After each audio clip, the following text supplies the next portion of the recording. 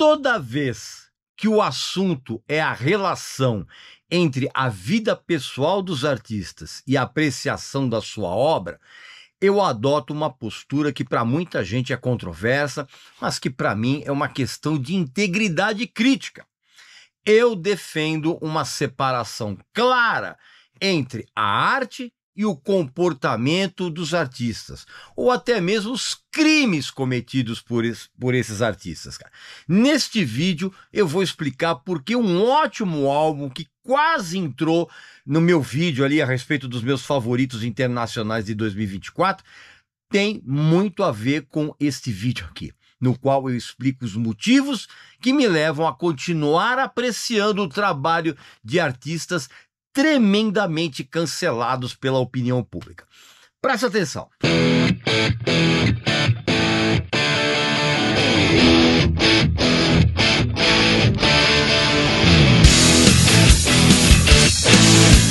Um monte de bandas de metal estará aqui no Brasil no ano que vem também no festival Bangers Open Air, que vai rolar no início de maio de 2025 aqui em São Paulo, no Memorial da América Latina. Festival que vai trazer um monte de atrações legais e divertidas, tipo Saxon, Paradise Lost, o Kerry King, né, em carreira solo, né, a Doro, o Vader, Municipal Waste, Glenn Hughes, Dark Angel, Armored Saint e mais outras atrações internacionais e brasileiras, todas atrações bem legais. Garanta já os seus ingressos, inclusive tem ingresso solidário do GRAAC aqui, né? Então clica aqui no link abaixo para você ter todas as informações e adquirir os ingressos para esse festival que vai ser bem bacana. Meu amigo e minha amiga, logo de cara eu já digo a você, e sempre que eu posso eu reforço essa ideia de que a arte não deve ser julgada ou interpretada pelas ações pessoais de quem criou. Uma obra artística, seja um álbum, um filme, uma música, o que quer que seja, é uma entidade independente, é separada do indivíduo que concebeu.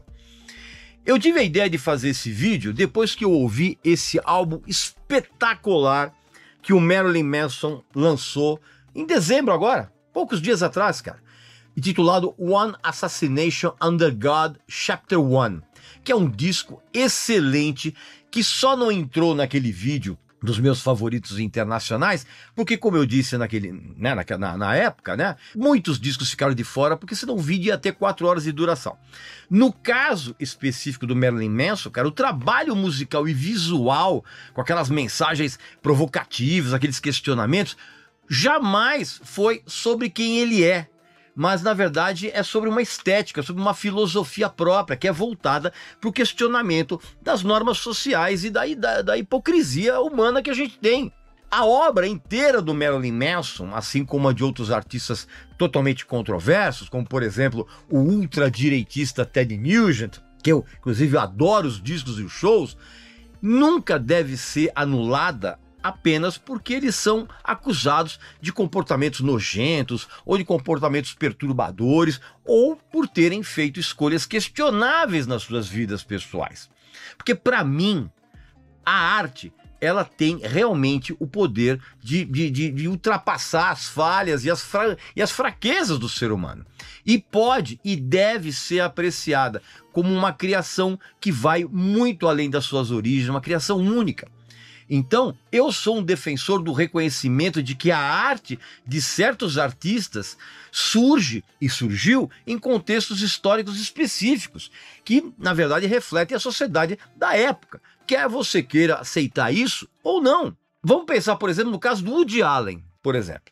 A vida pessoal dele ainda hoje é marcada, cara, por polêmicas gravíssimas, né? O relacionamento com a filha adotiva, a Sun-Yi Prevan, né? A filha adotiva da então esposa dele, a Mia Farrow, que depois acusou o Allen de molestar os filhos. Uma barbaridade total. Só que o que acontece, cara? Só que as contribuições dele para a história do cinema são imensas, cara, assim, e sempre com uma abordagem espetacular, personalíssima, de humor e de introspecção ao mesmo tempo, você tá entendendo? Em filmes que continuam a ser valiosíssimos até hoje, quando a gente considera inclusive o impacto cultural de todos eles.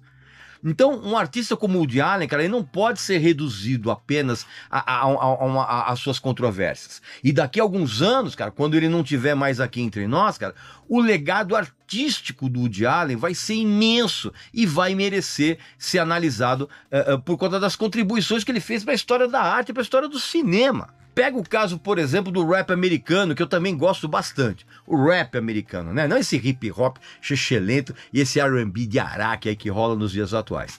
Certos rappers mortos por envolvimento com gangues, como o caso do Tupac Shakur e do Notorious B.I.G., ou ainda vários defensores da maconha, tipo Snoop Dogg, e até mesmo outros usuários lendários, né, como o caso do cantor Country Willie Nelson. Os discos e as canções e a própria trajetória artística de cada um deles sempre deve ser analisada em termos de importância dentro do cenário social e musical em que foi criado. Eu não vou ignorar as tragédias que cercam essas figuras, você tá entendendo? Mas assim, a obra de cada um deles reflete sim a realidade social e urbana que precisa ser entendida de uma forma profunda, sem reduzir esses artistas a meros personagens de violência ou personagens de comportamentos não familiares. Muitos artistas têm esses comportamentos e atitudes deploráveis, mas essa dicotomia entre a criação artística e a conduta moral faz parte exatamente da complexidade humana. E separar a vida pessoal da arte é uma maneira da gente compreender que ninguém é completamente bom ou completamente mal. Veja o caso, por exemplo, do Michael Jackson, né? Com aquelas alegações de abuso que foram amplamente divulgadas. Não preciso falar disso de novo, você tem, e também documentado. E o Michael Jackson também é um exemplo disso, cara, porque a obra dele, que inegavelmente mudou a história da música pop para sempre, ela tem que ser apreciada e tem que ser criticada como algo que vai muito além das falhas pessoais dele. Então os críticos e o público em geral têm responsabilidade de separar a arte da vida pessoal desses artistas.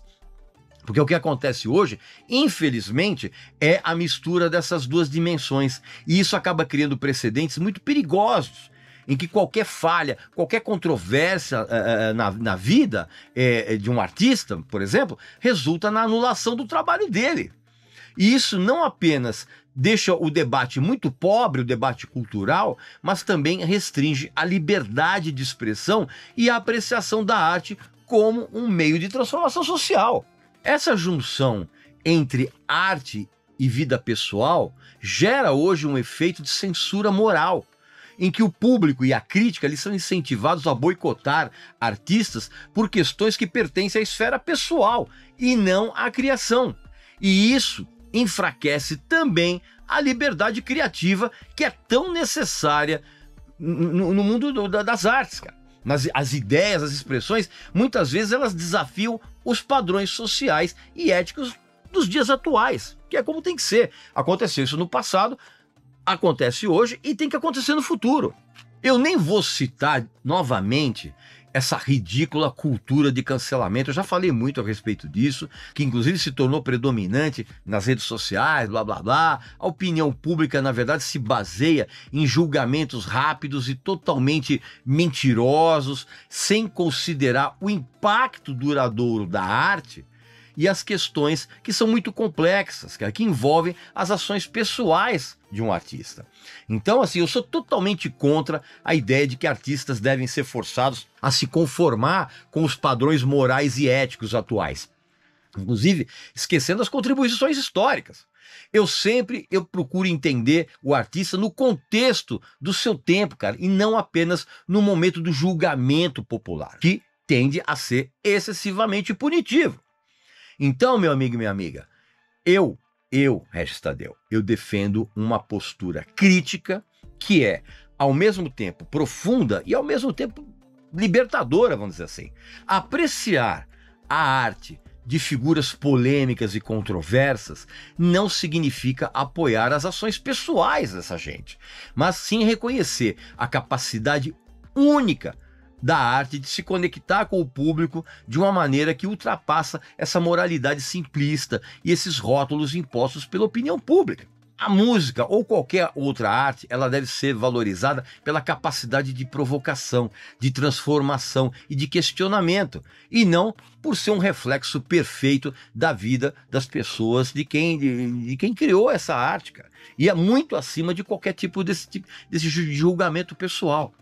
Pois bem, meu amigo e minha amiga, essa é a minha opinião a respeito disso. Essa é a minha opinião a respeito de por que esse disco aqui incrível do Marilyn Manson, né? Como é o nome do título? É o One Assassination Under God Chapter 1, acabou me dando a ideia de mostrar para vocês por que eu ainda ouço, acompanho os trabalhos de artistas polêmicos, de artistas cancelados. Porque uma coisa não tem nada a ver com a outra.